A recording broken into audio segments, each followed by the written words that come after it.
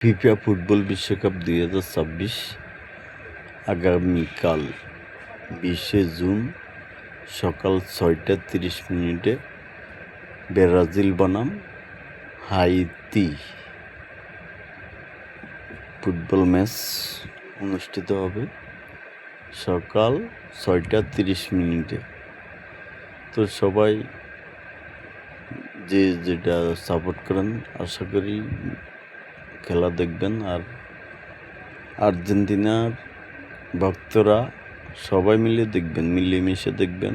Argentina Brazil সব মিলিয়ে খেলা মানে বিনোদন, আনন্দ। এটা নিয়ে কোনো ঝগড়া, কোনো হইচই, কোনো কিছু করার প্রয়োজন নাই। কারণ আমরা সবাই বাংলাদেশে থাকতে হবে, বাস করতে হবে, একসাথে চলাফেরা করতে হবে। ভিন্ন দেশের, বাইরের রাষ্ট্রের খেলা নিয়ে আমরা কেন ঝগড়া করব?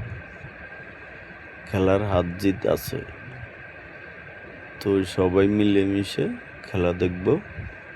আর কে কোন দল জিতবে এটা কমেন্টের মাধ্যমে জানাবেন।